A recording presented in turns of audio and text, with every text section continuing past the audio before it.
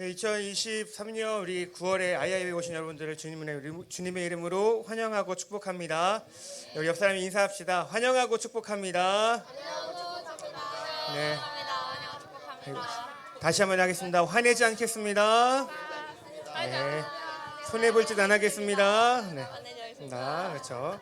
네, 오늘 이 시간 주님을 바라보면 모든 것들이 다 감사한 줄로 믿습니다. 버릴 것이 없는 우리의 삶이죠. 네, 오늘도 주 앞에 감사함으로 나아갈 수 있는 복되고 귀한 예배가 되어지기를 소망합니다.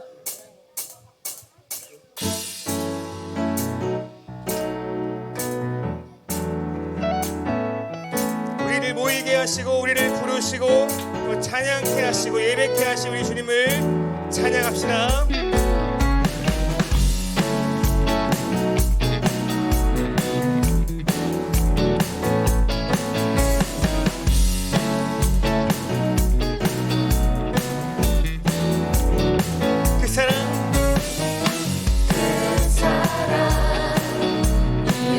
날 사랑해 주님께 드릴 것이 나 없는데 그 사랑 이유 없이 날 사랑해 주님을 나도 사랑해 아무런 이유 없다니 믿어지나요 내게 찾아온 주님의 사랑 믿을 수 없던 그 사랑이 믿어지던 그 순간에 새 생명으로 태어났네 나는 주님의 어린 양 다같이 Thank you Lord Thank you Lord 나는 주님의 어린 양 Thank you Lord 사랑해 우리를 자녀 삼아주신 주님께 감사와 찬양을 돌려드립니다.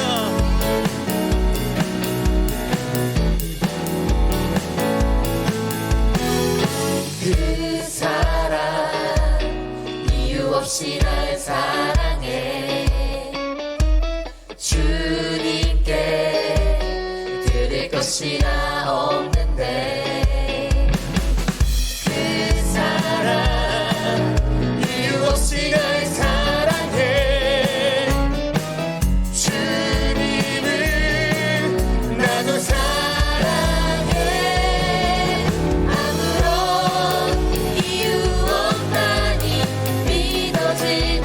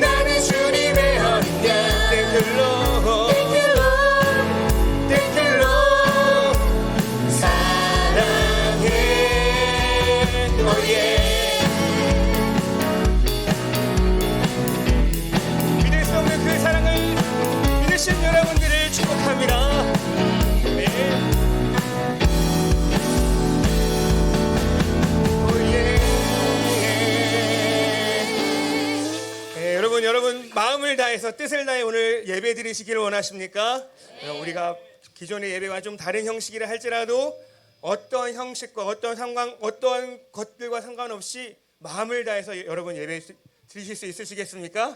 네, 오늘 정말 우리가 모든 것들을 주님만 바라보며 예배를 드렸으면 좋겠습니다. 이 시간 우리가 율동도 하면서 예배 드릴 건데요. 예배 드릴 때 그냥 점잖하게 있어야 된다는 그런 상식을 우리는 갖고 있지 않지만 오늘 이 시간은 더욱더 그런 상식을 파괴하는 예배가 되었으면 좋겠습니다. 우리 함께 율동하면서 찬양할 건데요. 우리 리틀 카르포스 나와주세요. 그리고 여러분들은 다 같이 일어나서 우리 함께 일어나서 찬양 드리도록 하겠습니다. 알겠죠? 일어나서 찬양 드리시겠습니다. 피곤하시죠? 그렇죠? 아침밥도 안 드시고 오셨는데 그렇죠? 네, 피곤하실 겁니다.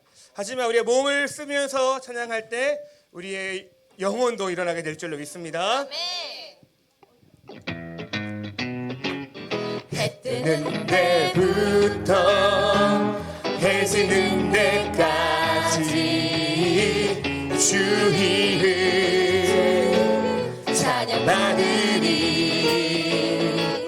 해 뜨는 데부터 해 지는 데까지 주 이름 찬양받으리. 랄랄라 랄랄라 할렐루야.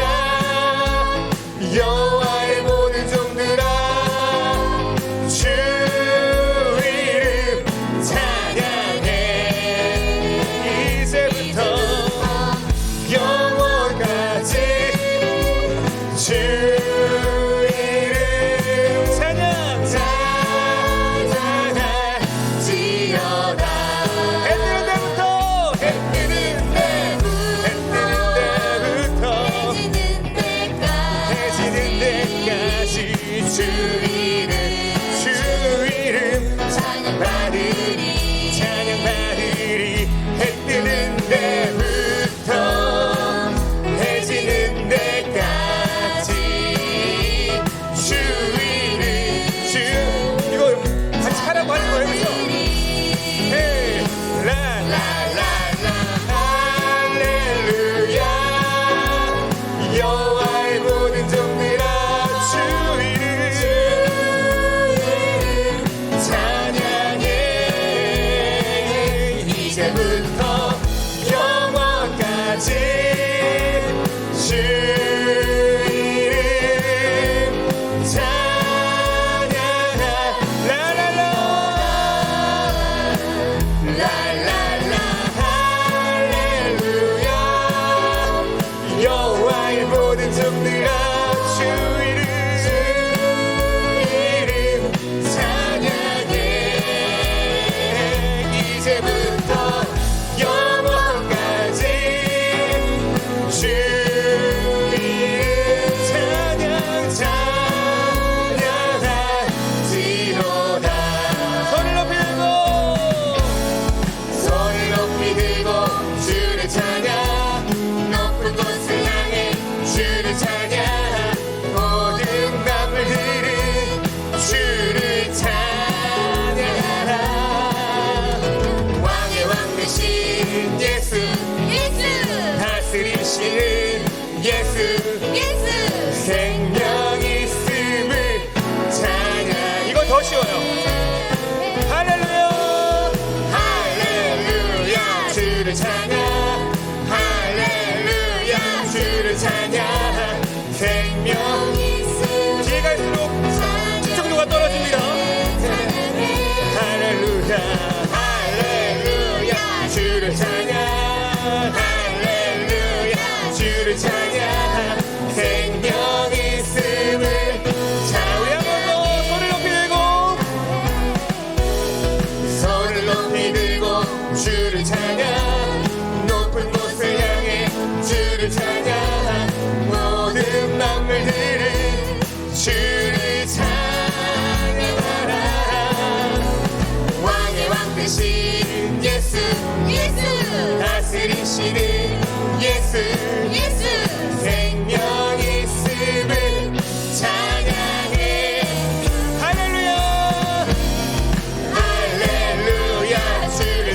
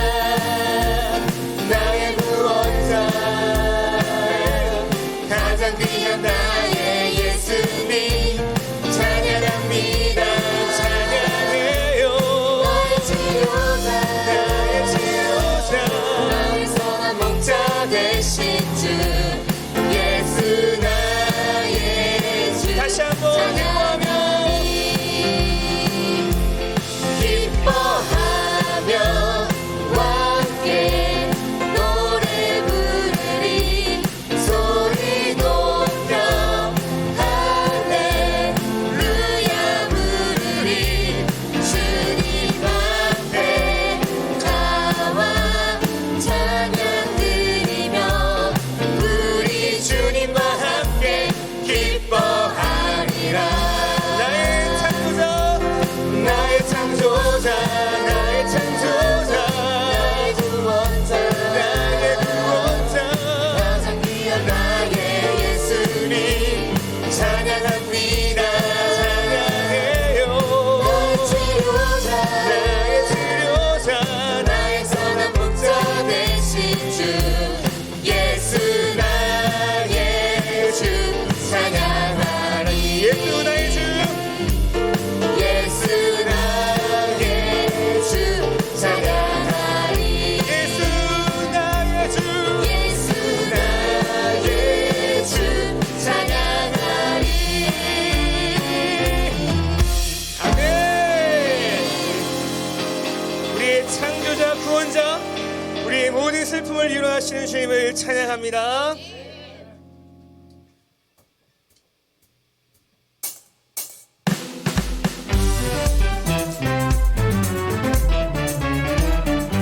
여러분 기쁘시죠?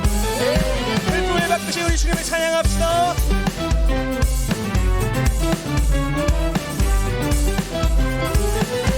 나의 슬픔을 나의 슬픔을 주가 기쁨으로 변화시키시네. 잠잠할 수 없네. 기뻐 춤추며 찬양해.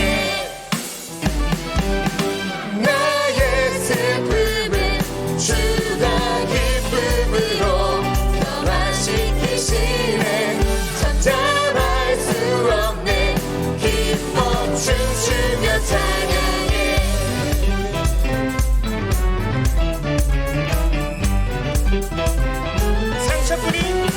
상처뿐인 내 영혼 위로해 주셨네. 고통 중에 있을 때 주님 평안 주셨네. 주 사랑 어둠이기를 나는 느끼네. 주의 빛 비춰주시니 내 마음 기뻐 주 찬양하네. 나의 슬픔은 주가 기쁨으로 변화시키시네.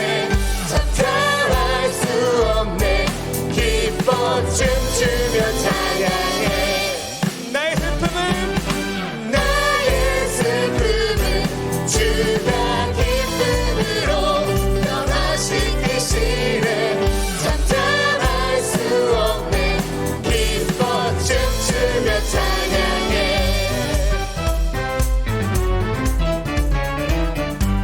다시 한번 상처뿐인 내 영혼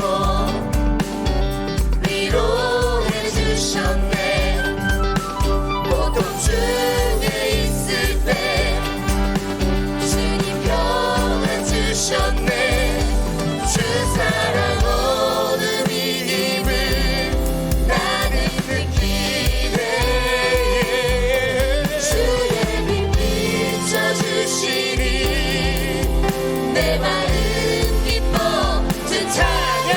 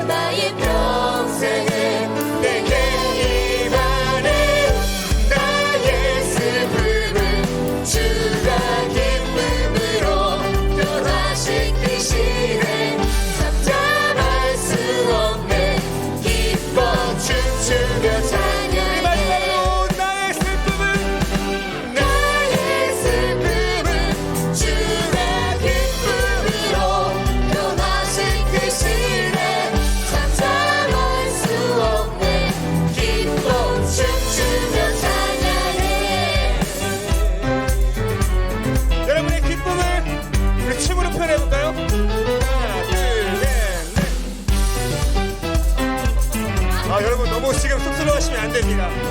여러분의 기쁨을 다시 한번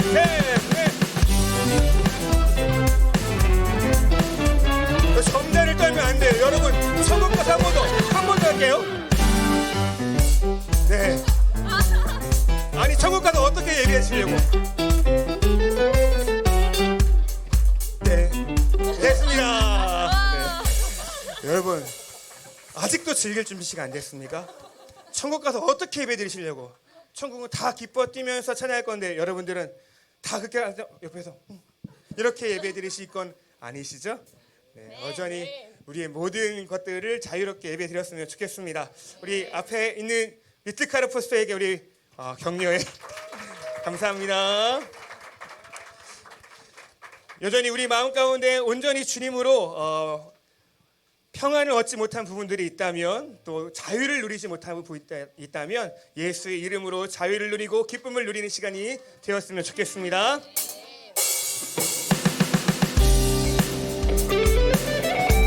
우리의 소망 대신 천국의 그 문이 되신 우리 주님의 이름을 우리가 끝까지 붙들고 찬양하며 예배하기를 소망합니다.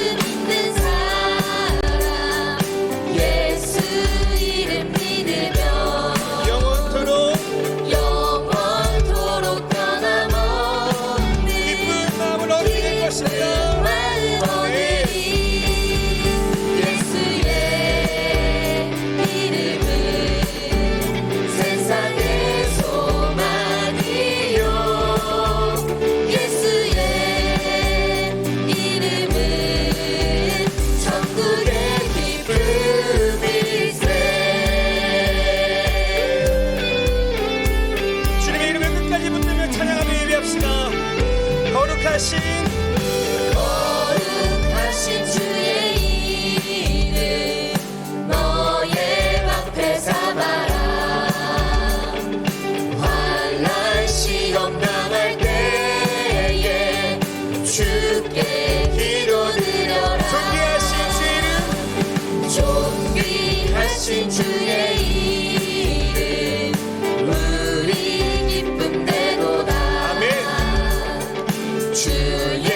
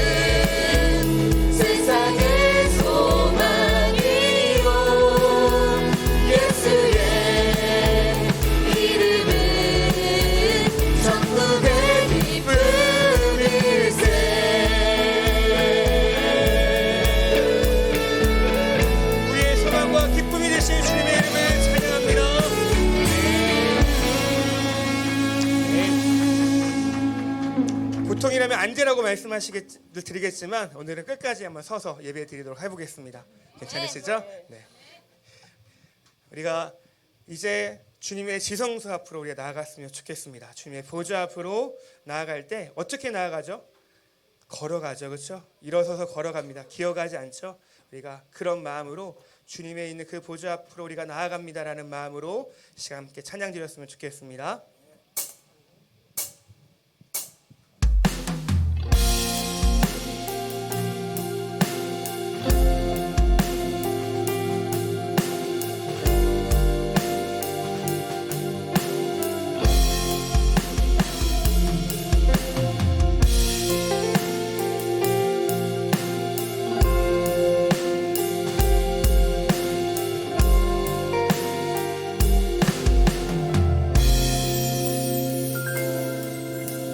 주의 보좌로 나아갈 때에 어떻게 나가야 할까?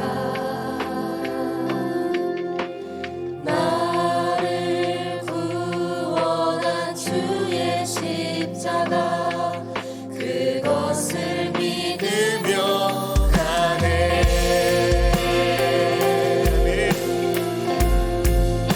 주의 십자가를 믿으며 우리가 하나님께 나아갑니다.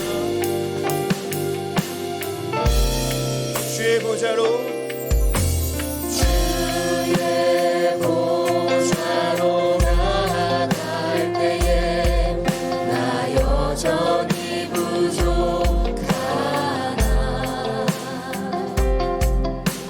나를 품으신 주의 그 사랑 그것을 믿으며 가네. 자격 없는 내 힘이 아닌 오직 예수님의 보혈로. 자격 없는 내 힘이 아닌 오직 예수님의 보혈로.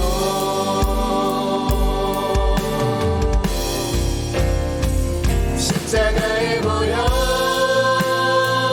완전하신 사랑 힘입어 나갑니다.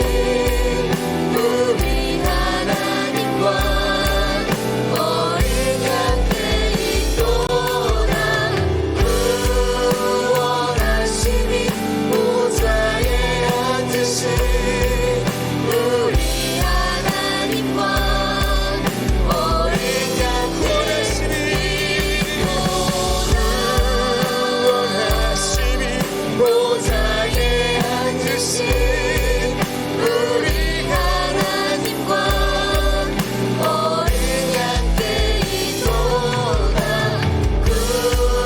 구원하시는 보좌에 앉으신 우리 하나님과 우리 한 번만 기도하기를 원합니다. 하나님, 우리 모든 성도들이 모든 지체들이 오늘 예배의 승리자가 되어지기를 소망합니다. 어둠의 권세는 떠나가게 하여 주시옵소서. 예수님의 이름으로 승리하게 되어지는 이 시간, 이 오전의 시간이 되어지기를 소망합니다. 함께 주의 이름을 부르며 기도드리겠습니다. 주여.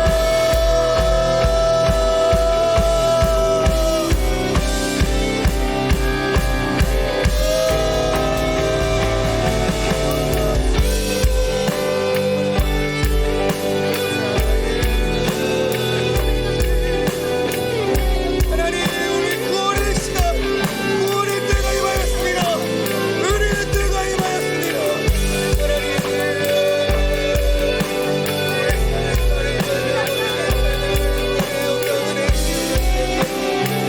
모든 지체들이 하나님과 주를 바라보며 기도합니다.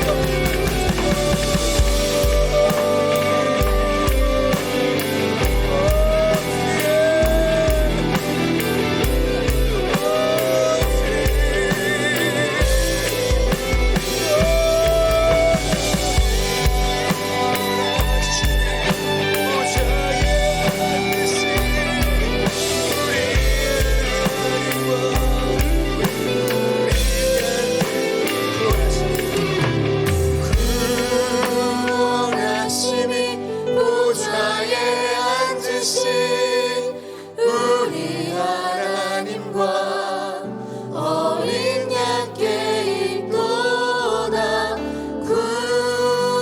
구원하심이 보좌에 앉으신 우리 하나님과 어린 양께 있도다 구원하심이 보좌에 앉으신 우리 하나님과 어린 양께 있도다 구원하심이 보좌에 앉으신 우리 하나님과 어린 양께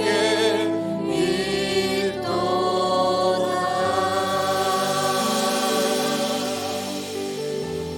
예배를 위해서 우리 김순자 집사님 나오셔서 예배를 위해서 기도해 주시겠습니다.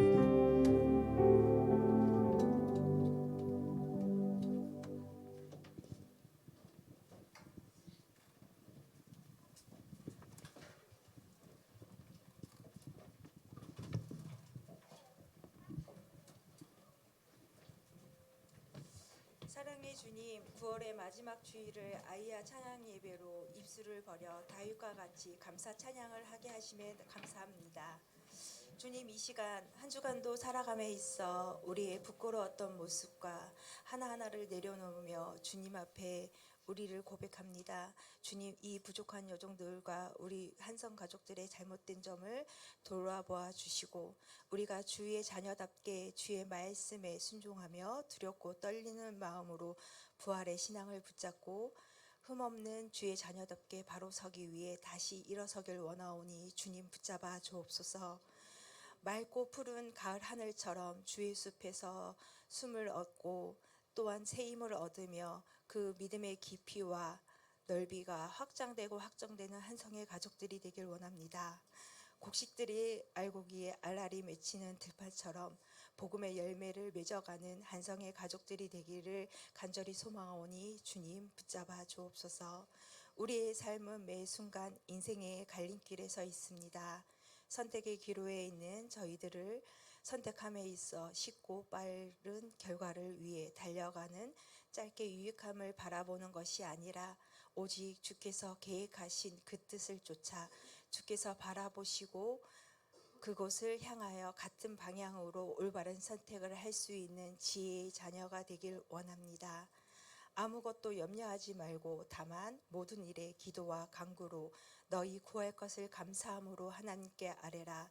그리하면 모든 지각에 뛰어난 하나님의 평강이 그리스도 예수 안에서 너희 마음과 생각을 지키시는 주님의 말씀을 붙잡고 주의 계명을 지켜 나아가 각 개인의 예배가 회복되고 가정의 예배가 회복되어 주의 선한 사업에 쓰임 받기에 합당한 미랄이 되는 우리의 인생길을 예배해 주신 주님의 손을 붙잡아 일어서 믿음의 길을 동행하는 한석의 가족들이 되길 원합니다.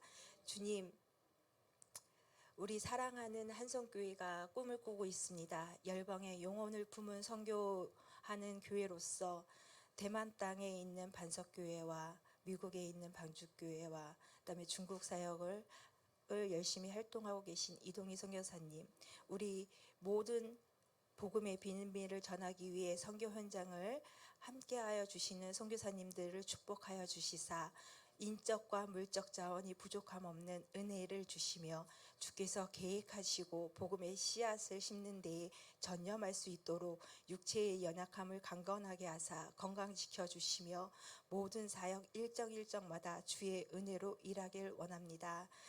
오늘 주의 달콤하고 오묘한 그 말씀을 듣길 간절히 소망합니다.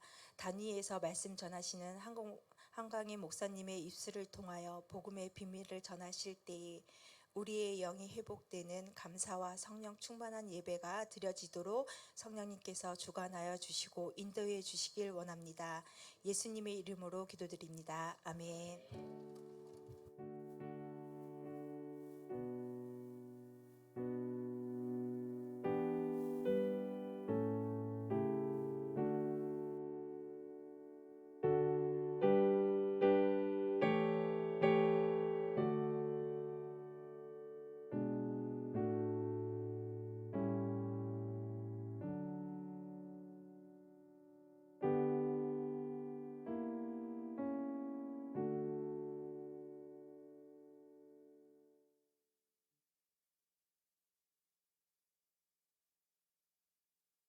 선혜입니다.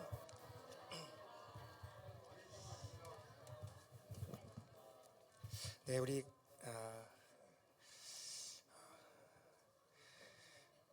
화를 내실 수도 있습니다. 네, 그러나 또 우리가 화를 냈더라도 거기에 낭망하지 마시고 주님의 은혜를 끝까지 붙들며 살아가는 저희가 되었으면 좋겠습니다. 우리 하나님의 말씀 사도행전 20장 말씀 보겠습니다.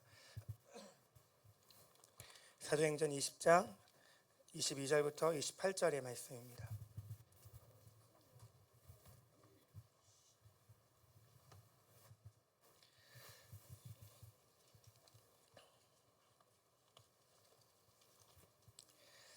다 찾으셨는 줄로 알고 한 절 우리 다 같이 22절부터 28절까지 같이 한번 읽어보겠습니다.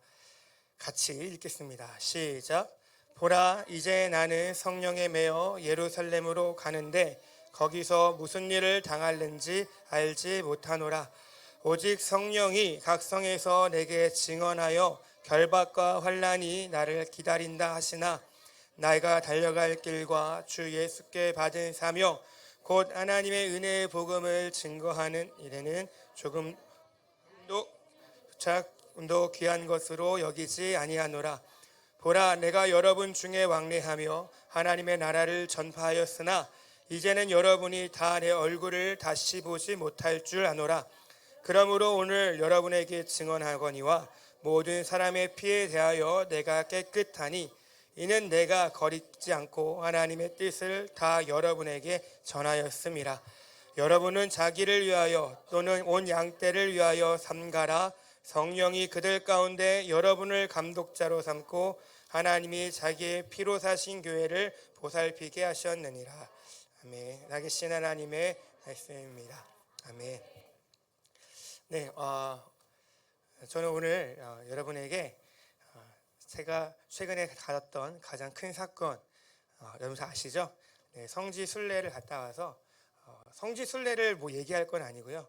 성지 순례를 갔다 왔습니다라고 제가 만든 영상도 아니지만 거기서 이제 팀에서 영상을 하나 만들어서 보내주셨더라고요. 그래서 저는 이렇게 잘 갔다 왔습니다라고 여러분에게 보고하는 것이 마땅한 도리인 줄 알아서 영상을 한번 보여드리도록 하겠습니다.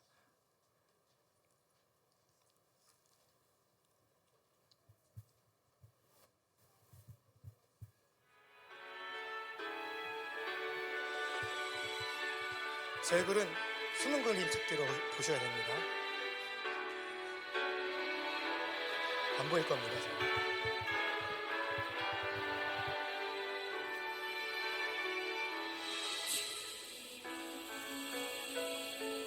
주신 땅으로 한 걸음씩 나아갈 때에 적들과 견고한 성이 나를 두렵게 하지마. 주님을 신뢰함으로 주님을 의지함으로 주님이 주시는 담대함으로 큰 소리 외치며 나아가네.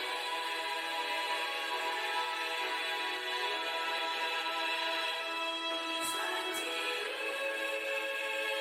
내게 주소서. 그날은 주께서 말씀하신 이제 내가 주님의 이름으로 그 땅을 지휘하리니 이 산지를 내게 주소서. 그날은 주께서 말씀하신 이제 내가 주님의 이름으로 그 땅을 지휘하리니.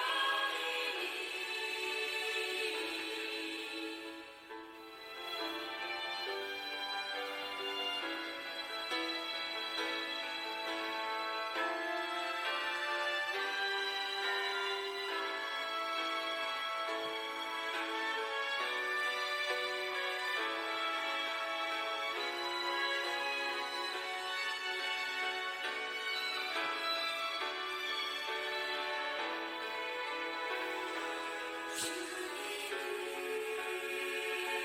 신뢰함으로 주님을 의지함으로 주님이 주시는 담대함으로 큰 소리 외치며 나아가네.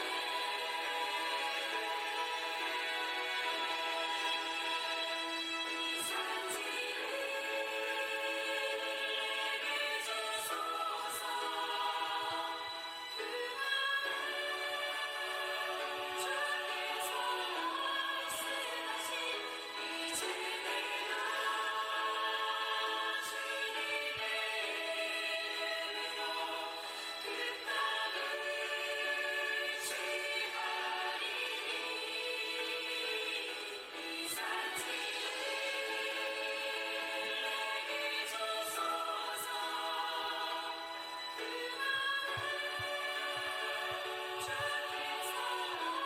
여기서는 안 봐도 될 것 같죠? 그렇죠? 네.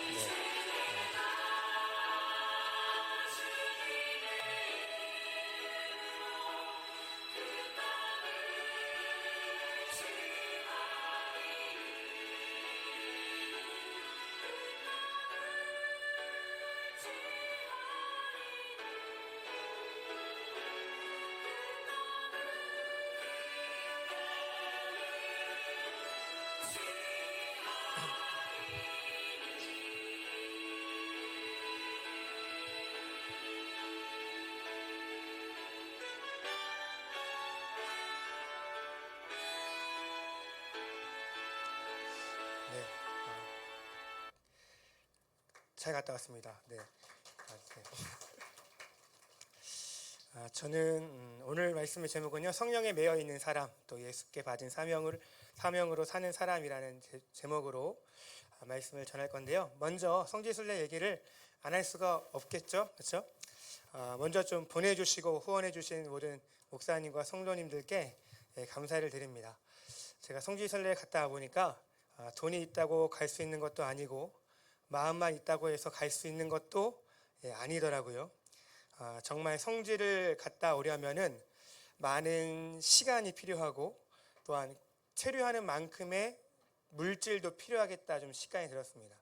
그러니까 정말 그냥 훅 봐도 되고 하나하나 제대로 보려면 제대로 봐야 되는데 이렇게 보시면 아시겠지만 엄청 큽니다, 터키가. 그래서 하나하나 제대로 보게 되면 하루에 그냥 하나를 찍어야 돼요, 포인트 하나를. 그러면 거의 한 달을 봐도 모자르지 않을까라고 생각이 좀 들더라고요. 그러니까 그렇게 성지순례를 가는 거는 그만한 시간, 목회자가 사역자가 간다 그러면 그 정도를 비워야 하고 교회를 비워야 하고 그 정도의 물질을 어쨌든 섬겨줘야 되는 그런 부분들이 참 쉽지 않은 부분이겠다라는 것을 제가 가면서 좀 알게 됐습니다.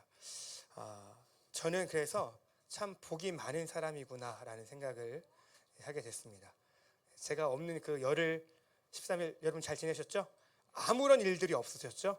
네, 너무 감사했어요. 그렇죠? 사실 저는 너무 지금 감사하고 유익하고 좋은 감정을 갖고 있지만 사실 성지순례에 대한 큰 기대를 하지는 않았습니다. 또한 주의 말씀으로 충분하다고 생각을 했고요. 또한 저희 가정 뭐 아시겠지만 재정적인 여유도 사실은 없었습니다. 그리고 요즘에 사실 이런 것들이 있지 않습니까? 그렇죠? 인터넷으로 구글맵을 찾아보면은 성지순례를 갈 필요가 없지 않겠나라고 생각을 합니다. 사실 진짜로 제가 성지순례 가기 한 3일 전에 종훈이가 갑자기 저한테 목사님 성지순례 에베소를 가면 꼭 이 식당을 가세요라고 저한테 얘기한 거예요. 아니 너는 가보지도 않았는데 나한테 어떻게 식당을 가고 추천해? 하니까 자기가 먼저 검색을 다 해본 거죠. 맛집을 찾아본 거예요. 목사님 맛집에서 드셔야 됩니다. 그래서 한국 식당을 찾아서 보여준 거예요. 정말로 거기 갔습니다, 진짜로. 그런데 진짜로 이게 있어서 사실은 성지순례를 안 가도 되겠다. 다 보인다, 진짜. 저는 안 가봤는데 이미 가본 거죠, 저 친구는요, 그렇죠? 안 가도 되겠는데라고 생각을 했지만 이런 시대니까요, 굳이 가지 않아도 될 거라고 저도 그렇게 생각을 했었습니다. 근데 백문이 불여 일견이라 했던가요? 갔다 와보니까 좋습니다. 저는 이거는 다 가야 된다라고 생각합니다. 그렇죠? 안 가본 사람은 절대 알 수 없습니다. 저처럼 야 그거 그냥 인터넷으로 보면 되는 거 아니야? 목사님이 영상 만들어줬네. 이걸로 참고하면 되는 거 아니야? 라고 말할 수 있겠지만 그러니까 이건 안 가본 사람은 절대로 알 수 없는 거예요. 가본 사람만 봐본 사람이 정말 백문을 안 하게 되어지는 그런 걸 알 수 있죠. 제가 사도 바울은 대단해 라고 이야기하는 것조차도 그것이 그 사도 바울의 사역을 낮추어 부르는 것이 아닐까라고 생각이 들 정도로 그 사역이 정말 쉽지 않은, 정말 대단하다를 1000번 만번을 해도 모자랄 그런 사역이었다라는 것을 함께 좀 밟아보면서 알게 됐습니다. 그리고 제가 깨닫지 못하고 알지 못했던 이것이 뭐가 문제야? 이것이 무슨 문제가 있나? 라고 생각했던 부분까지도 제가 사실 성지순례를 하게 되면서 알게 됐습니다. 성경을 많이 알고 있어서 다 알 거라고 생각했지만 막상 가보니까 와 이거고요. 이건 전혀 생각해보지 않았던 문제인데도 불구하고 이거를 깨닫게 되어지는 그런 시간들이 성지순례 가운데 있었습니다. 그렇기 때문에 여러분들 기회가 되시면 꼭 가시기 바랍니다. 아멘. 우리 교회도 내년에 성지순례를 준비하고 있는 걸로 제가 알고 있습니다. 여러분 성지순례 할 때 중요한 게 3가지가 있는데 그거는 따로 저한테 말씀드리면 제가 알려드리겠습니다. 네. 아무튼 성지순례는 갔다 올 만하다. 꼭 갔다 와야 된다라고 좀 생각이 듭니다. 저는 성지순례를 주제가 이 바울의 길이었습니다. 바울은 예수님을 만나고 변화되어서 이제 수리아 안디옥 여기 있죠. 수리아 안디옥에서 사역을 하고 있었을 때에 그 안디옥 교회 가운데 성령님이 말씀하시죠. 내가 불러 시키는 일을 위하여 바울과 사울을 따로 세우라라고 말했던 그 성령님의 음성에 순종하여서 이 수리아 안디옥 교회가 바울과 바나바를, 사울과 바나바를 이제 선교사로 파송하게 됩니다. 그때부터 이 사도 바울은요, 자기가 죽을 때까지 선교만 하고 다녔습니다. 그렇죠? 그 바울이 선교했던 1차, 2차, 3차의 그 길을 제가 다녀왔습니다. 이거는 3차의 길이죠. 그렇죠? 거기서 너무 좋았습니다. 이건 정말로 아무리 제가 영상을 보여드려도 안 가보면 모릅니다. 이거는, 그리고 여러분들이 제가 늘 얘기하지만 보는 건 돌밖에 없습니다. 근데 내가 돌을 보고도 은혜를 받을 수 있구나라는 것을 여러분이 깨닫게 될 겁니다. 길을 가도 돌이고 건물도 돌이야. 내가 만지는 기념품도 돌이야. 다 돌이에요. 근데 그 돌 하나하나가 역사가 있다라는 것을 알게 되고 하나님의 그 손길이 있었다는 것을 알게 되면 너무 감동 그 자체입니다. 그러니까 여러분들 아직 늦으셨나요? 늦으셨다면 어쩔 수 없겠지만 기회가 되신다면 가셨으면 좋겠습니다. 오늘 본문의 말씀 같이 좀 볼 건데요. 오늘 본문의 말씀은 밀레도, 여기 있던 거죠. 여기 밀레도에서 있었던 일이었습니다. 밀레도가 어떤 곳인지 제가 다녀왔을까요? 안 다녀왔을까요? 다녀왔죠. 네, 넘겨주시면, 네, 여기가 밀레도입니다. 그렇죠? 사도 바울이 에베소 장로들을 초청해서 이제 마지막 고별 설교를 했던 곳. 그래서 여기에 밀렛이라고 써 있죠. 그렇죠? 네, 밀레도 갖다가 제가 사진 찍은 겁니다. 넘겨주시면, 네, 밀레도는 원형극장이 아시아에서 가장 큰 원형극장이 있다고 합니다. 왜냐하면 여기는 지금 항구의 역할은 안 하지만 그 당시에는 항구가 있었기 때문에, 그 당시에 항구는 사람들이 많이 모여 있는 곳이기 때문에 가장 큰 원형 경기장 8,000명 정도 수용할 수 있는 그런 원형 경기장이 있었다고 합니다. 넘겨주시면, 그리고 여기는 미가엘의 교회라고 이야기하는 곳이 당시에는 유대인의 회당이었지만 그것이 바뀌어서 모든 것들이 다 똑같아요. 회당이 교회로 바뀌는, 로마 시대 때 이제 기독교 공인하고 나서 모든 회당들이 거의 다 교회로 바뀌는데 여기도 회당이었다가 미가엘의 교회로 바뀌게 되어지죠. 넘겨주세요. 여기는 목욕탕입니다. 넘겨주세요. 네. 그리고 여기가 이 탑이 원래는 무슨 시계탑이라고 이야기하는데 확실히 모르겠지만 그 전승에 있어서 사도 바울이 에베소 장로를 만났던 것이 어떤 탑인데, 그 원형 탑인데 그 원형 탑을 발견한 거죠. 저희가 갔던 그 가이드 목사님께서 그렇게 얘기하셨습니다. 그래서 여기가 아마 거기가 아니었을까라고 생각해서 다음 보여주면 거기서 이 사도 바울의 고별 설교를 함께 읽으면서 그렇게 은혜를 나누었던 시간이 있었습니다. 사도 바울이 이제 이 밀레도에서 배를 타고 이제 예루살렘으로 가는 장면이 오늘 읽었던 본문의 장면이기도 하다라는 것입니다. 밀레도에서 사도 바울이 예루살렘으로 넘어가죠. 여러분, 근데 왜 넘어가느냐, 두 가지 이유가 있다고 합니다.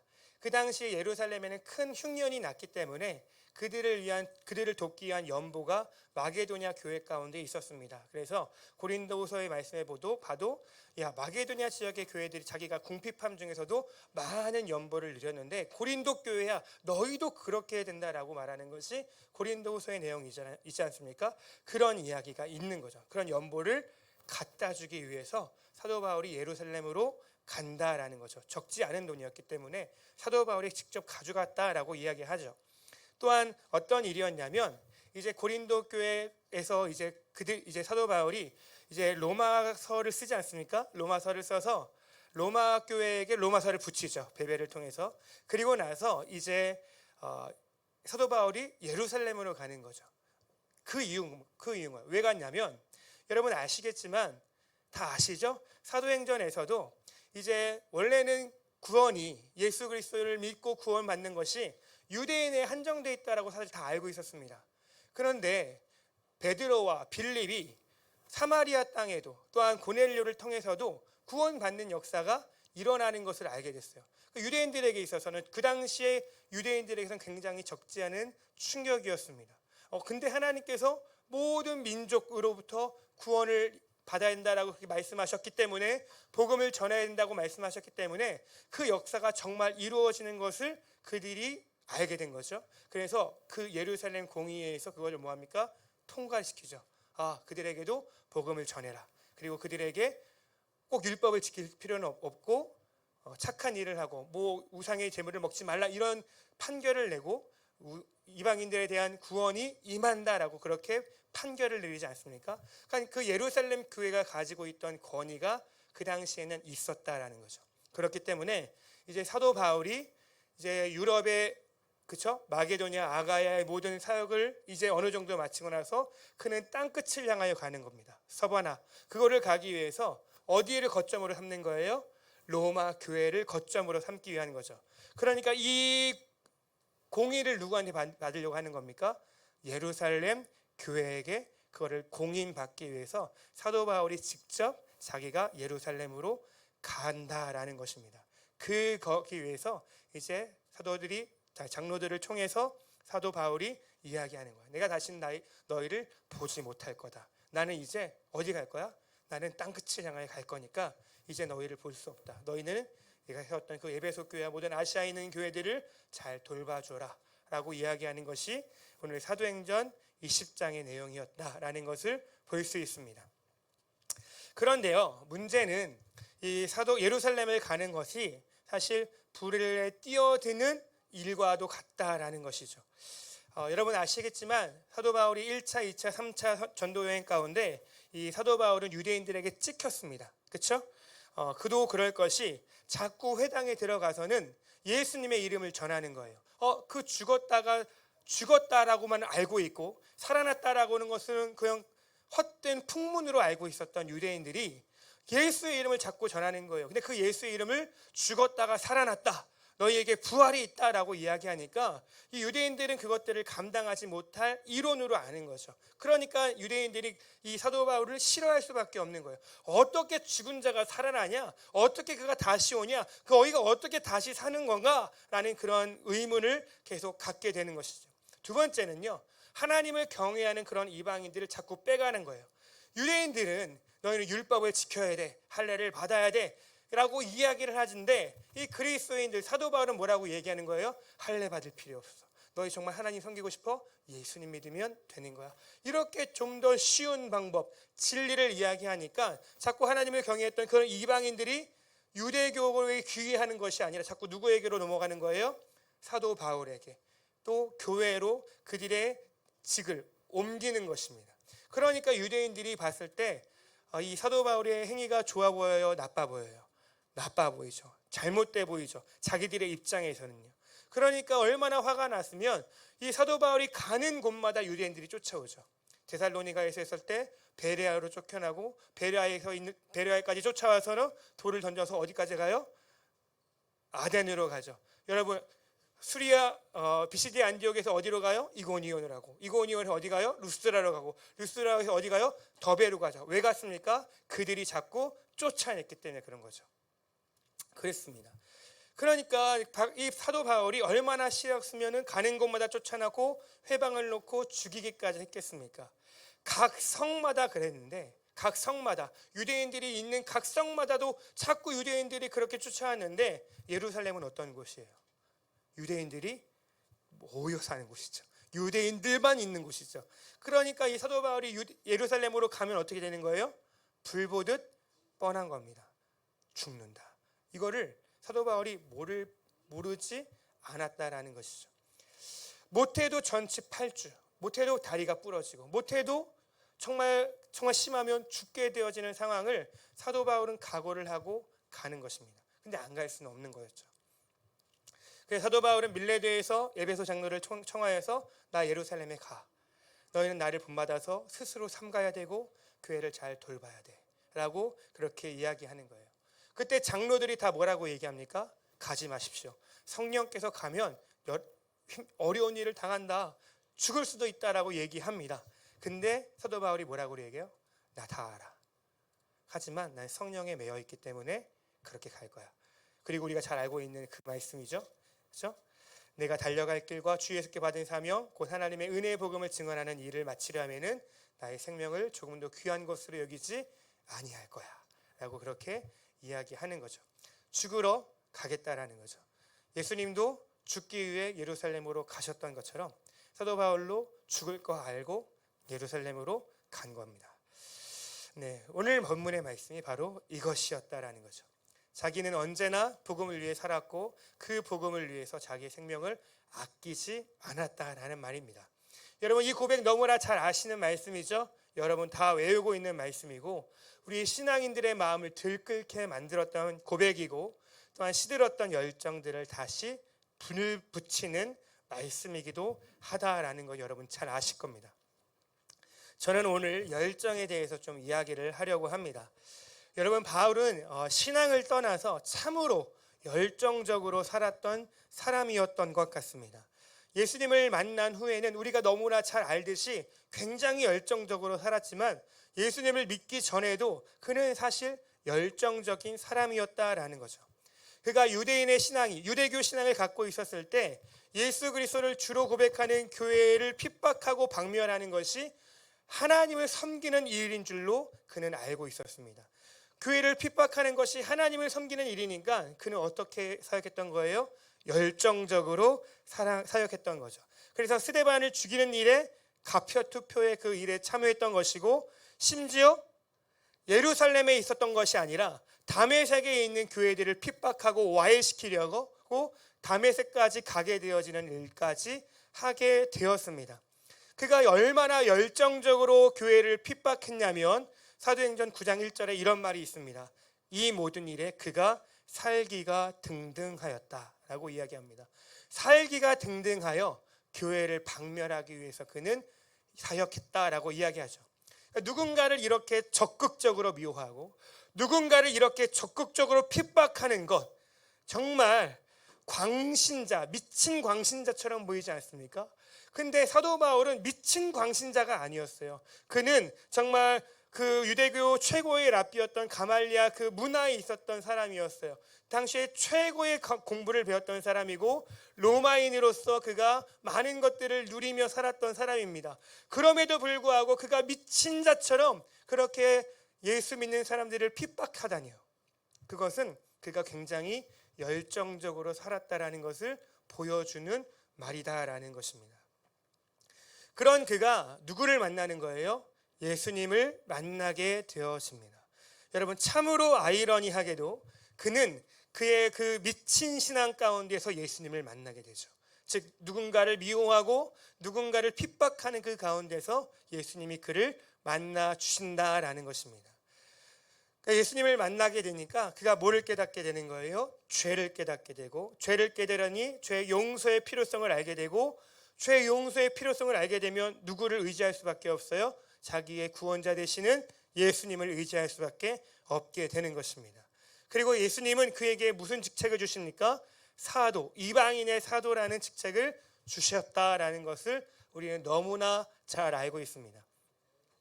그래서 사도 바울은요 이방인의 사도로서 아주 열정적으로 사역하는 것을 볼 수 있습니다. 그는 3번의 선교여행, 그는 그 10년의 시간 동안요 아까 전에 지도 좀 보여주세요. 아나톨리아 그 반도, 티르키의 그 반도를 3번이나 돌고요. 그리고 발칸 반도, 우리 그리스 반도죠, 그렇죠? 그 발칸 반도를 2번이나 돌아요. 여러분 그것이 5만 킬로가 넘는 길입니다. 5만 킬로. 여러분 서울에서 부산까지가 400킬로 된다라고 하죠. 5만 킬로는 정말 말이 안 되는 길입니다. 그렇죠?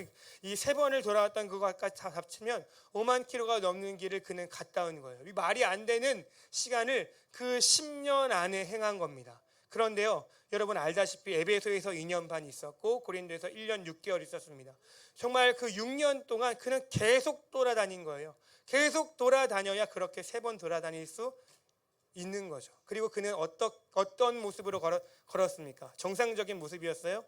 그는 자기가 고백한 대로 3번의 태장을 맞고 정말 강도의 위협과 여러 위협과 풍랑의 위협과 여러 위협을 겪었던 사람이었어요.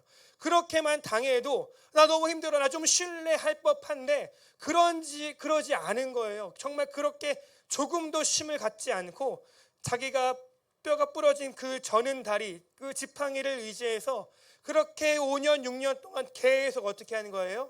터키와 그리스를 돌아다닌 거예요. 대단하지 않습니까? 왜 그렇게 살았는지 모르겠어요. 저는 정말 사도 바울이 미친 것 같습니다. 지금 여러분들이 제가 만약에 그렇게 한 사람이 있었다면 저는 뜯어 말릴 겁니다. 몸이 아픈데 어디 가십니까? 지금 3번 태장 맞았는데 어디 갑니까? 좀 쉬어야죠. 요양하셔야 됩니다. 풍랑을 맞았다니까 좀 쉬어야 됩니다. 트라우마가 있을 거 아닙니까? 좀 쉬고 좀 마음을 추스리고 가세요 라고 분명히 얘기할 겁니다. 사도 바울은 그러지 않았어요. 단 하루도 쉬지 않았던 겁니다. 그는 계속 돌아다닌 거예요. 왜요? 그 이방인들을 구원하기 위해서. 또 어떻게 해요? 자기가 세웠던 교회들이 잘 서 있는지를 확인하기 위해서 그는 자신의 생명을 조금도 귀한 것으로 여기지 않았던 것입니다. 자기가 정말 너덜너덜해질 때까지, 자기가 완전히 망가질 때까지 그렇게 사역을 한 것이죠. 그러니까 열정 한마디로도 부족한 사역을 사실 사도 바울은 한 거예요. 미친 것 같아요. 정말로. 이걸 제가 갔다 오니까 알겠어요. 저는 막연히 대단하다. 저걸 어떻게 6년 동안 3번 갔다 왔지라고 생각했지만 사도 바울이 분명히 지팡이를 의지하고 갔을 텐데, 다리를 절고 갔을 텐데 그 길이 진짜 지금 아스팔트 길이 아니었고 돌길이었을 텐데, 와 이거는 아니야. 이건 할 수 없어. 도적과 강도를 만났을 텐데 이거는 말이 안 돼 라는 그런 생각을, 왜 이 사람은 도대체 무엇 때문에 이렇게 열정적으로 사역을 했을까라는 생각을 저는 정말 그 가는 내내 생각할 수밖에 없었습니다. 여러분, 바울이 무엇 때문에 이렇게 열정적으로 복음을 위해 사역을 하게 되었을까요? 그의 기질과 성품이 처음부터 열정적이었기 때문이었을까요? 여러분, 열정적인 기질이 사실 애초부터 존재한다고 생각하십니까? 저는 그렇게 생각하지 않습니다. 다만 열정적인 부분들이 있기 마련이죠. 여러분, 보통 사람들은 하고 싶은 일, 잘하는 일, 칭찬 듣는 일, 또한 나의 이익에 부합하는 일에는 사람들이 보통 열정적입니다. 여러분, 그렇죠? 바울이 복음의 핍박자였을 때는 복음에 대해서 열정적이었죠. 자신이 옳다고 여기는 그 신념을 관철시킬 수 있을 때, 내가 옳다고 여기는 그 일을 하게 될 때 사람들이 굉장히 열정적이죠. 또한 이 일로 인해서 얻게 되어질 명성과 칭찬들, 유대교회에서 자기의 지위, 사내들인 위원 가운데서 자기의 지위가 더욱더 높아질 것을 기대하기 때문에 그는 더욱더 열정적으로 교회를 핍박할 수밖에 없었다라는 것입니다. 여러분, 일당을 100만 원씩 준다고 생각해 보십시오. 열정적으로 안 할 사람이 있겠습니까? 일당이 지금 10,000원이에요. 10만 원이에요. 근데 100만 원 준다고 하면은 목숨을 다하겠습니다라고 보통 하지 않겠습니까? 여러분, 근데 그 반대예요. 지금 사도 바울은요. 무엇을 해도 인정해 주지 않아요. 어디를 가든지 너 사도 맞아? 네 사도 아니잖아 라는 그런 늘 분쟁과 그런 의심들을 늘 달고 살아요. 또한 입을 열면, 즉 복음을 전하면 핍박을 받되 불구가 될 정도로 고난을 받아요. 또한 교회를 숨기기 위해서 누군가 후원해 주지 않아요. 자기가 스스로 일을 합니다. 심지어 선교하는 기간 동안에 그 믿었던 사람들이 배반하고 오해하고 떠나기도 한다면, 이 모든 일의 그 과정 가운데 두려움과 실망과 아픔뿐이라면 여러분, 그 사역에 열정적인 부분이 있겠습니까? 열정적인 부분이 생길까요? 없습니다. 없어요. 어느 누구라도 안 할 겁니다. 아무도 알아주지 않아요. 아무도 알아주지 않고 오히려 핍박을 해요. 내가 스스로 일을 해야 돼요. 그런데 오해해요. 그것 때문에 나를 어렵게 만들어요. 나를 배반자라고 이야기해요. 그리고 이 사역에 대해서 열정적으로 할 수 있는 사람이 과연 몇이나 있겠습니까? 근데 사도 바울은요, 그 일에 대해서 열정적이었다라는 것입니다. 여러분, 무엇이 그를 열정적으로 만들었을까요? 사도 바울은 22절에 이렇게 이야기합니다. 우리 같이 한번 읽어보도록 하겠습니다. 시작. 보라, 이제 나는 성령에 매여 예루살렘으로 가는데 거기서 무슨 일을 당할는지 알지 못하노라. 아멘. 사도 바울은 자기가 어떻게 되어 있다라고 고백합니까? 성령에 매였다라고 고백합니다. 여러분, 매여 있는 사람은 자기의 뜻과 행동이 제한될 수밖에 없습니다. 내가 오른쪽에 가고 싶어도 내가 매여 있으면 오른쪽으로 갈 수가 없는 거죠. 여러분, 매여 있기 때문에 그렇습니다. 내가 여기저기 움직이고 싶은데 여러분, 개가 목줄에 매여 있을 때는 움직일 수가 없는 거예요. 왜 그렇습니까? 매여 있기 때문에 그렇습니다. 더구나 그 매인 사람이 사람이 아닙니다. 어떤 법이 아니에요. 성령께서 그 사람을 매게 했다면 그는 더욱더 그의 삶에 있어서 자기가 자기의 뜻대로 하지 않았을 것입니다. 그렇죠?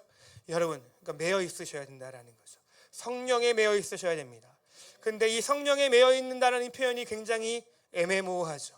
저는 개인적으로 성령에 매여 있으라라고 저도 얘기를 하지만 성령에 매여 있는다는 게 도대체 무엇입니까? 라고 물어본다면 저는 할 말이 없습니다. 그래서 사도 바울은 이렇게 이야기하는 것 같습니다. 24절 우리 초음만 제가 읽어드릴게요. 내가 달려갈 길과 주 예수께 받은 사명. 그렇죠? 주 예수께 받은 사명이라는 그 말을 하죠. 그러니까 이 사명이 곧 저는 성령에 매여 있는 삶이라고 저는 보고 싶습니다. 여러분, 사명이 무엇이죠? 왕이 신하에게 내린 임무입니다. 신하가 내가 하고 싶은 것을 하는 것이 사명이 아니죠. 신하가 하고 싶은 게 아니고 신하가 정하는 것이 아닙니다. 신하가 하기 싫은 것을 거부하는 것도 사명이 아닙니다. 여러분, 옛날 조선시대 때 여러분, 왕이 신하에게 사약을 내릴 때 여러분 보셨습니까? 사극에서 그 신하가 뭐라고 얘기하시는지 아십니까? 성은이 망극합니다.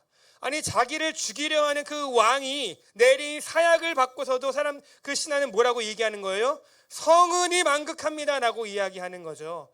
왕이 내리는 그 사명은 무조건 내가 망극한 은혜입니다라고 고백했던 것이 그 과거의 사람들의 보통적인 생각이었다라는 것입니다.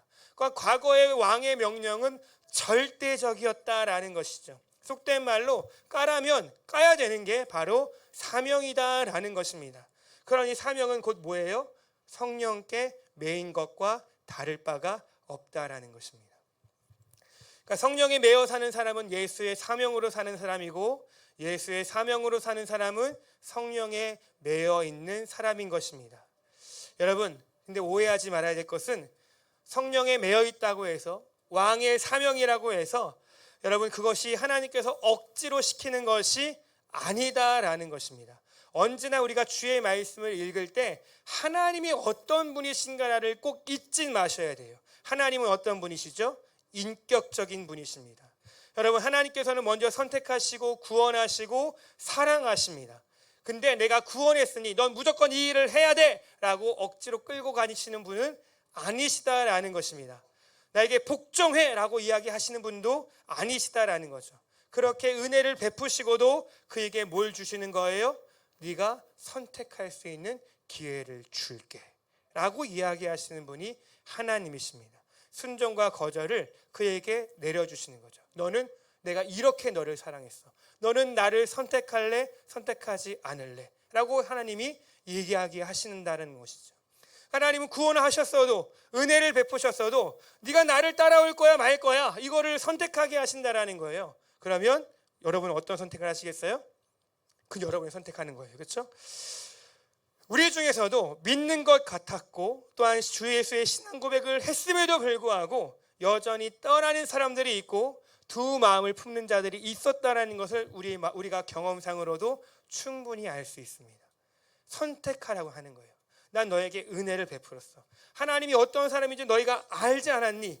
너가 정말 그 슬펐을 때 내가 기쁨으로 바꿔주었고 죄 가운데 의가 무엇인지 알게 되었고 지옥 같은데 천국이 무엇인지 내가 알게 되었고 보여줬고 깨닫게 해줬으니까 이제 너는 선택해 라고 하나님이 말씀하시는 거죠.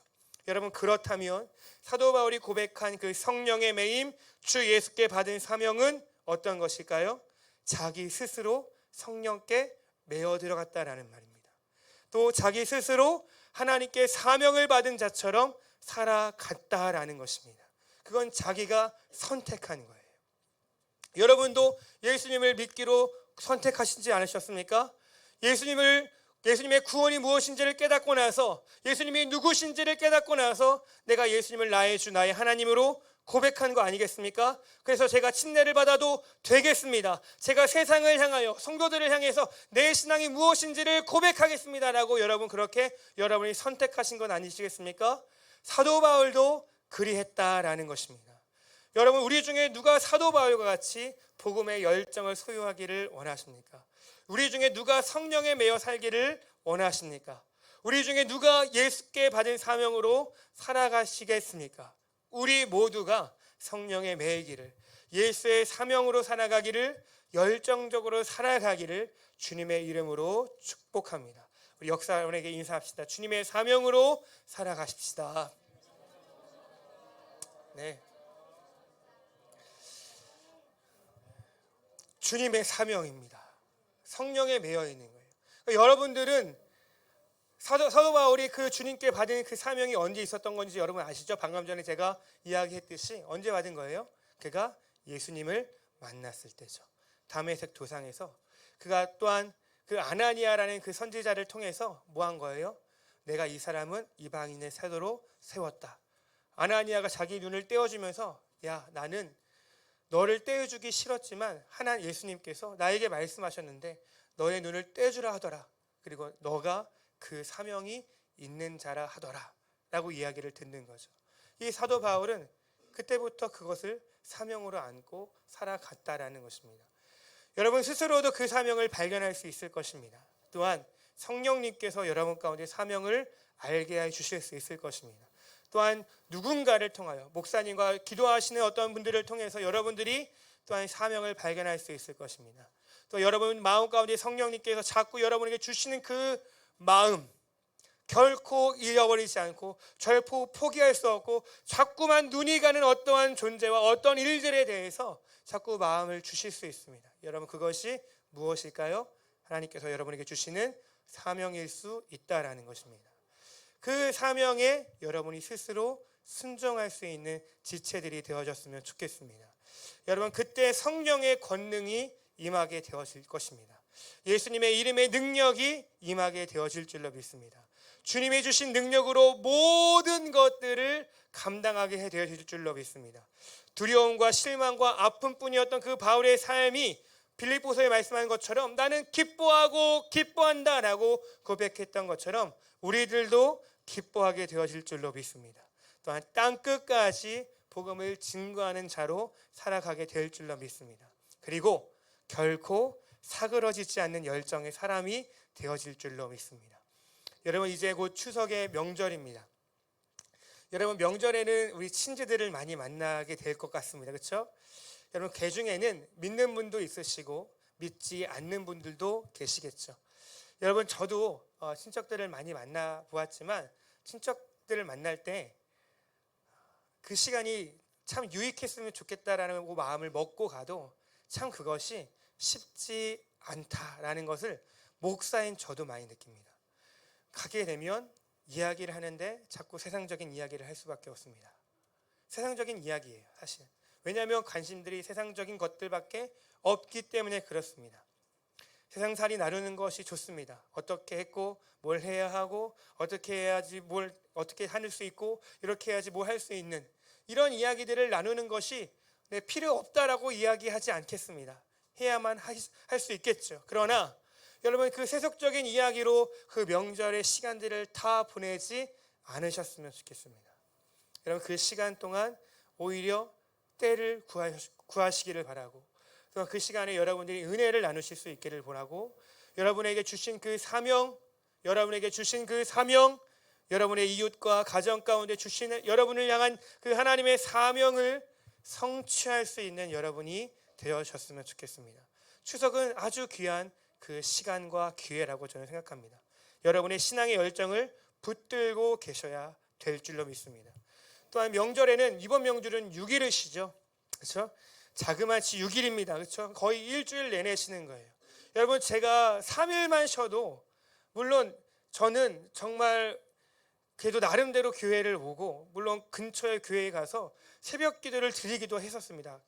정말 저희 장암동에 있었을 때는 그러기도 했었습니다. 그러나 여러분 그거 한다고 해서 제가 하루 종일 쉬기 때문에 제 마음이 무료해지기도 하고 제가 어중이 떠중이 살게 되어지는 그런 그 마음가짐을 제가 굉장히 붙들기 위해서 애쓰지만 저 역시도 그것들을 붙들기가 굉장히 어렵더라고요. 저는 어쨌든 사역을 하면서 일을 하면서 제가 은혜를 나름대로 받기 위해서 애쓰지만 이제 친척들을 만나게 되어지면 그 시간 우리 집도 아니고 내 사역지도 아니기 때문에 아무것도 할 수가 없는 거죠. 아무것도 할 수 없으니까 어중이 떠중이 핸드폰만 하고 TV를 보면서 그렇게 시간을 보낼 때가 너무나 많았습니다. 저의 경험이죠. 근데 저의 경험만이라고 얘기할 수는 없을 것 같습니다. 여러분들도 그럴 수 있을 거예요.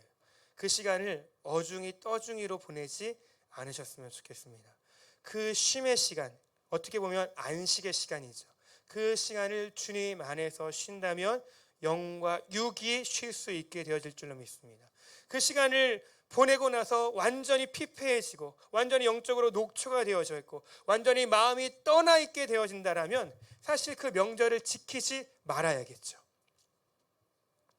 그렇죠? 그 정도의 결단 없으십니까? 난 명절을 지키지 않을 거야. 내 신앙을 위해서. 라고 그 정도의 결단을 하실 분 없으십니까? 세상살이, 세상의 이목 때문에, 친지들 때문에, 사람이 구실하는 것 때문에 내가 해야 한다면 내가 하겠다. 그런데 그것이 나를 한다면 난 안 하겠다. 이 정도의 각오는 하셔야 되는 것 아니겠습니까? 그러니까 하지 말라는 게 아닙니다. 신앙을 지켜내라는 것이죠. 열정을 잃어버리지 말라는 것입니다. 사명을 잃어버리지 말라는 거예요. 성령에 매여 사시라는 것입니다.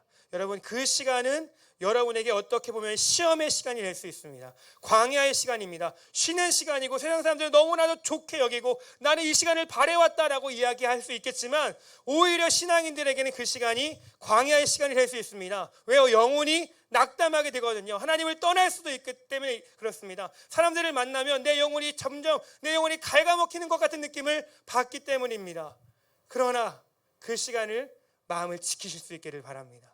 여러분, 성령에 매여 살고 사명을 잃어버리지 않는다면 여러분의 열정 끝까지 불태워질 줄로 믿습니다. 이 시간 우리 함께 좀 기도했으면 좋겠습니다. 하나님, 이번 주가 추석 명절을 맞이합니다. 하나님의 은혜로 우리가 여기까지 왔습니다. 또한 우리가 매년 반복되어지는 그런 명절 되어지지 않게 하여 주시고 하나님의 은혜로 살게 하시고 하나님의 열정을 가지고 사명을 가지고 성령의 메인바 되어지는 우리의 삶이 되어질 수 있도록 하나님 우리를 지키시고 하나님 우리가 말씀으로 살게 하시고 하나님 더욱더 그렇게 하나님 우리에게 주신 그 가정을 향한 그 사명 끝까지 지키며 살아갈 수 있도록 하나님 우리를 도와주시옵소서. 우리 함께 주님의 이름 부르며 기도하며 나아가겠습니다. 주여, 하나님 아버지, 우리 이 추석 명절을 이제 맞이합니다. 하나님 아버지, 우리가 사도 바울의 열정을 함께 보았습니다. 아무도 알아주지 않고 하나님마다 핍박을 받고 오해를 받고 하나님 어려움을 당하고 낙심하고 절망할 수밖에 없었던 그 사도 바울, 그 사역이었습니다. 그러나 그의 아버지 그 열정을 끝까지 잃어버리지 아니하며 살아갔던 것 하나님 우리가 봅니다. 하나님 아버지, 우리에게도 주신 아버지의 사명이 있는 줄로 믿습니다. 우리에게 주신 그 성령님의 계심을 믿습니다. 우리가 스스로 주 앞에 고백하게 합니다. 우리가 성령께 메인받아지게 하십시오. 우리가 그 사명 끝까지 붙들게 하여 주시옵소서. 하나님 아버지, 우리가 이 추석 명절을 통하여 그리스도인이 무엇인지, 예수 믿는 사람이 무엇인지를 하나님 우리가 사랑함으로 섬김으로 하나님 보여줄 수 있기를 원합니다. 하나님 우리의 입술을 지켜주시옵소서. 우리의 눈을 지켜주시옵소서. 우리의 인상을 지켜주시옵소서. 우리의 연예기 하나님 아버지 모든 성품들이 하나님 아버지 주님 보시기에 합당하며 하나님 아버지 참된 아버지 빛과 소금의 역할을 할 수 있도록 사명을 아버지 불타오를 수 있도록 하나님 우리 가운데 은혜 부어주시고 하나님 가운데 계시는 그 연휴 가운데서도 하나님 우리의 마음 잃어버리지 않기를 소망합니다. 우리의 마음을 굳게 지키기를 소망합니다. 말씀과 기도로 우리의 마음과 생각을 하나님 지켜내는 저희를 도와줄 수 있도록 주의 은혜 베풀어 주시옵소서. 오직 주님께 영광이 되어지기를 원합니다. 주님 영광 받아 주시옵소서. 할렐루야. 할렐루야. 주님 감사를 드립니다. 하나님 아버지, 사도 바울은 성령의 사람이었고 그 사명에 붙들림 바 되어진 사람이었음을 고백합니다. 하나님, 그래서 그는 열정적으로 살아갈 수 있었습니다. 환경의 지배를 받지 않고 상황의 지배를 받지 않고 언제나 복음을 위해서, 예수님의 이름을 위해서, 하나님의 나라를 위해서 그는 열정적으로 살아갔음을 보게 되어졌습니다. 하나님 아버지, 우리도 예수님처럼, 우리도 바울처럼 그렇게 열정적인 사람들이 다 되어지기를 소망합니다. 하나님 아버지, 추석 명절을 맞을 때 어떻게 보면 우리는 기존에 있었던 생활 패턴과 달라진 우리들의 삶을 살게 되어질 것입니다. 하나님, 그럴 때 우리가 신앙적으로 어떻게 살아야 될지를 하나님 아버지, 우리가 망설이지 아니하게 하시고 여전히 우리가 해야 할 말씀과 기도로 하나님 우리의 마음을 지켜내게 하여 주시고, 또 우리의 사명을 확인하며 성령의 스스로 메인바 되어진 하나님, 그렇게 고백하며 살아가는 저희들 되어짐으로 말미암아 하나님 아버지, 우리의 믿음과 신앙을 지킬 뿐 아니라 더욱더 하나님 불태울 수 있는 저희들 다 되어질 수 있도록 은혜 베풀어 주시옵소서. 승리하는 사람, 하나님 빛과 소금의 역할을 감당하는 사람, 하나님의 나라와 복음을 위하여 살아가는 저희들 다 되어지기를 소망하오니 하나님의 크신 은혜 베풀어 주시옵소서. 감사를 드리며 예수님의 이름으로 기도드렸습니다. 아멘. 이 시간 헌금 드리는 시간입니다. 우리 헌금을 이 마하나임 성가대에 나오셔서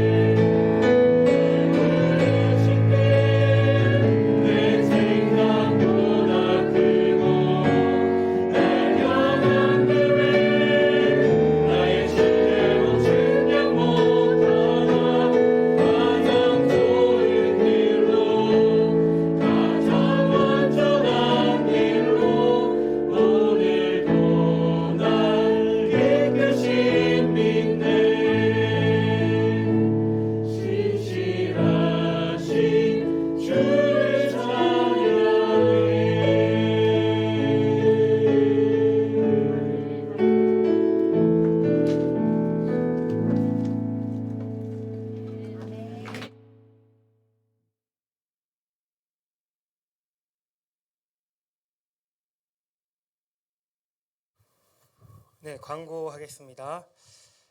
대한민국과 열방과 한성교회 가운데 회개와 치유와 회복의 부흥을 주소서. 아멘. 우리 이동희 선교사님께서 20일간의 중국 사역을 은혜 가운데 마치시고 무사히 귀국하셨습니다. 네, 우리 이동희 선교사님의 격려의 박수, 수고의 박수 보여드리겠습니다. 고맙습니다. 네, 우리 127차 사오전을 위한 뉴스타트 예배가 10월 2일 이른 아침 5시에 있습니다. 너희가 짐을 서로 지라는 말씀으로 같이 예배 드릴 건데요. 예배 순서는 다음 주 주보에 나올 겁니다. 그러나 기도를 미리 준비하시라고 기도를 순서를 맡은 자를 알려드리면 우리 이재은 청년이 기도고요. 마무리 기도는 한호석 청년이 마무리 기도를 해주시면 되겠습니다. 그리고 113차 교단 총회 안내입니다. 우리 교단 총회장으로 이종성 목사님이 당선되었습니다. 교단의 발전과 특별히 침례신학대학교의 발전을 위해서 기도해 주시기 바랍니다. 침례신학교는요, 제가 있을 때도 데모를 했었고요. 지금까지도 문제가 아직도 있습니다. 물론 완전한 무슨 단체는 없을 겁니다만 그러나 늘 기도를 해주셨으면 좋겠습니다. 네, 우리 교회가 참 우리 학교를 긍휼히 여겨달라고 기도를 많이 해주셨으면 좋겠습니다. 추석 명절 연휴 안내입니다. 추석 명절 연휴가 상당히 길게 이어져 있습니다. 연휴 동안 주님과 동행하시기를 바라고요. 예배를 안내해드리면 9월 28일, 29일 새벽 기도는 쉬고요. 금요 기도회도 이번 주는 쉬도록 하겠습니다. 주일 예배는 드립니다. 그리고 주일 예배는 차질 없이 드립니다. 오후 사역도 진행합니다. 뉴스타트 예배 역시도 진행되어지니까 참고하셔서 준비하시면 될 것 같습니다. 그리고 2023년 전교인 수련회가 10월 달에 예정되었었지만 장소 관계로 진행되어질 수 없다는 것 양해해 주시고요. 내년에는 미리미리 준비해서 행복한 수련회가 될 수 있도록 준비하겠습니다. 추수감사절 찬양 축제가 11월 19일 오후 1시 30분에 있습니다. 각 기관은 미리미리 찬양을 준비해 주시고 연습해 주시기를 바랍니다. 그리고 다음 주 기도 순서와 주방 봉사 확인해 주시고 꼭 약속드립니다. 꼭 지켜주시기를 꼭 약속하여 주십시오. 아시죠? 네, 알겠죠? 네, 이상입니다. 우리 담임 목사님 나오셔서 기도해 주시겠습니다.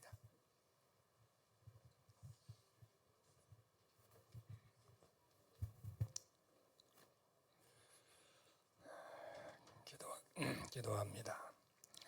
하나님 아버지 고맙고 감사합니다. 오늘도 우리 사랑하는 모든 성도들이 한자리에 모여서 아이야 예배로 하나님 앞에 예배하게 하심을 감사합니다.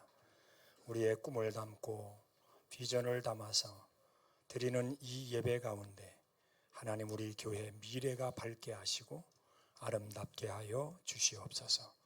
이 예배를 위해서 늘 수고하는 우리 카르포스 찬양단 또 성가대 하나님께서 복을 내려 주시기를 원합니다. 또한 아버지 하나님 오늘도 귀한 예물 드려서 봉헌합니다. 하나님 아버지 이 모든 드려진 예물 하나님께서 기억해 주시옵소서, 받아 주시옵소서. 하나님이 복을 내려 주시옵소서. 하나님 아버지 성도들의 가정과 기업과 직장과 삶 가운데 하나님의 넉넉한 은혜가 임하여져서 하나님 아버지 주신 복을 주 앞에 돌려드리고 또 하나님의 교회는 재정으로 인하여 어려움 겪거나 해야 될 일을 하지 못하는 그러한 일들이 없도록 주께서 도우시고 인도하여 주시옵소서. 기쁨으로 즐거움으로 감사함으로 드리는 모든 성도들에게 복에 복을 더하여 주시기만을 주님 간절히 주님 앞에 소망하며 하나님 기도합니다. 주님 영광 받아 주시옵소서. 이제는 우리 주 예수 그리스도의 은혜와 하나님 아버지의 크신 사랑과 성령님의 감화 감동하시고 역사 내주 충만 교통하심이 오늘 하나님 앞에 모여 예배하며 찬양하며 하나님께 영광 올려드리는 모든 성도들 머리 위에 이제로부터 영원히 함께 계실지어다. 아멘.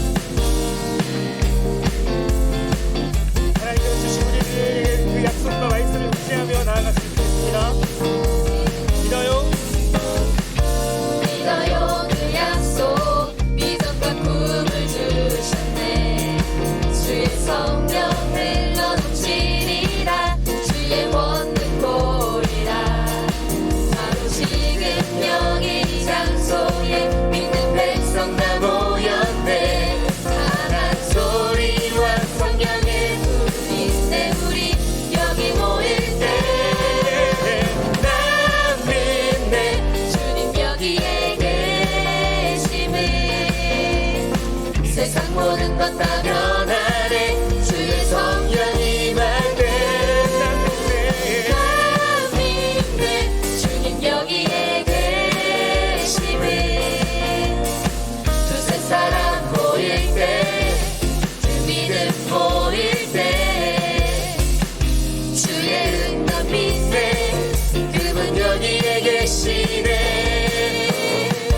믿어요 그 약속 비전과 꿈을 주셨네 주의 성령 흘러넘치리라 주의 권능 보리라 바로 지금 여기 장소에 믿는 백성 다 모였네 강한 소리와 성령의 불인데 우리 여기 모일 때 나 믿네 주님 여기에 계심을 세상 모든 것 다 변하네 주의 성령이 임할 때나 믿네 주님 여기에 계심을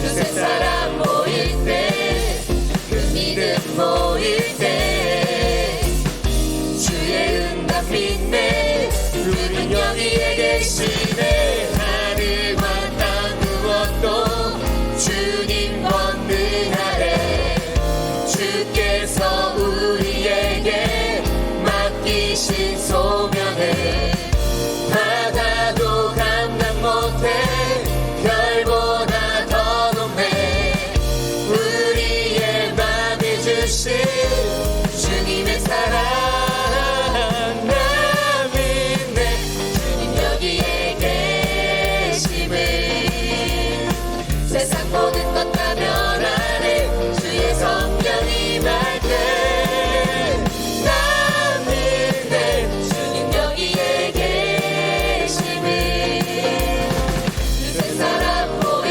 때그 믿음 모일 때 한번 할 건데 주의 응답